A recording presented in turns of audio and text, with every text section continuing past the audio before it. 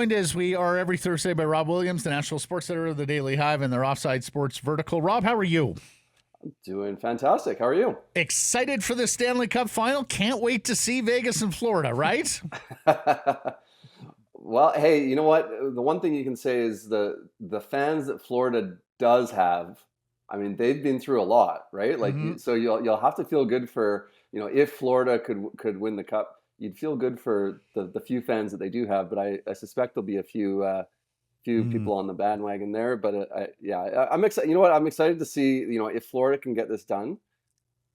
First of all, what an amazing story. But second of all, geez, like Roberto Luongo getting a chance to win the Stanley Cup, I think that's going to be pretty good theater for fans in Vancouver. But I must say, I'm leaning towards Vegas. I think they're probably going to get it done, and that's sort of it feels like they're like the evil franchise in the NHL right now. They're like the New York Yankees used to be in baseball, is now the Vegas Golden Knights. We ran a poll, I want to say last week or the week before. It's been so long since Florida's clinched the Eastern, since Florida won the East. I think it was 80% said they were rooting for Roberto. But I'm not sure fans here are going to feel happy for the Florida fans. I think it's just going to more embitter us, Rob Williams. And that's because no matter which way the cup final goes, we're losing company here in Vancouver. Explain. That's right. I took a look at the 32 current franchises in the NHL, and you look at it, it's like more teams have won the Stanley Cup than have not. There's 12 teams have never won the Stanley Cup. 20 teams have. And of course, the Vancouver Canucks are one of those teams. And, whoever wins the Stanley Cup this year, either Florida, who entered in the league in 1993, or Vegas that entered in 2017, are going to be off that list. So it's going to be down to 11. And of course, the Canucks aren't just members of that list. They're the clubhouse leaders, right? Them and the Buffalo Sabres entered in 1970 and have never won a Stanley Cup. And you look at the other teams on this list, the original Winnipeg Jets and now the Arizona Coyotes entered in 1979 from the WHA. After that, every team is from the 90s and beyond. So like the San Jose Sharks, 1991, they're fourth on the list. So it's relatively new, new company on this list that it feels like I just did a list like this with the first overall draft pick, and the Canucks always seem to be on the top. Hey, we heard from Elias Pettersson's agent, JP Barry, this week, speaking out on the Got Your Back pod.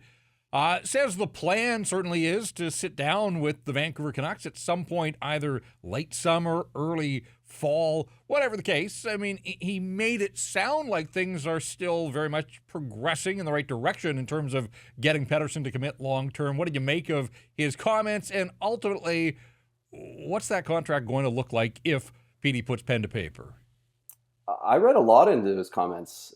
Like JP Barry's spoken in the media 2 or 3 times now in the last few months, and I feel like every time he's spoken, it's been speaking with a little bit more certainty towards a long-term deal being what they're after. And I thought the quotes this time around were pretty compelling, like saying we're going to sit down and talk about a long-term deal. Now it depends what the Canucks offer, of course, but if you're the Vancouver Canucks, are you not wanting to lock him in for 8 years? It pays until he's 33, so you might lose a little value on the tail end of that contract. But I think the most important thing here is locking up your franchise player long term. I'm curious what the number is going to be. I think I think it would certainly will probably approach $10 million a year on a new deal. Matt Barzal got over 9.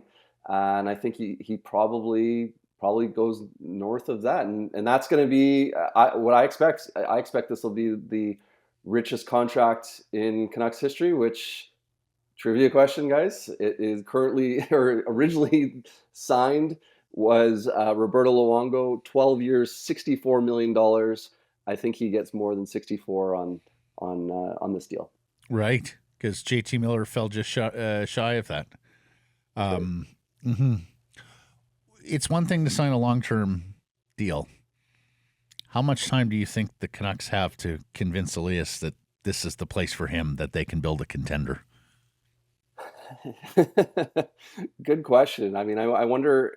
I mean, that's the great worry in this too, right? It was that Pettersson would be hesitant to sign long term, that they'd that they'd get chucked in some fashion here.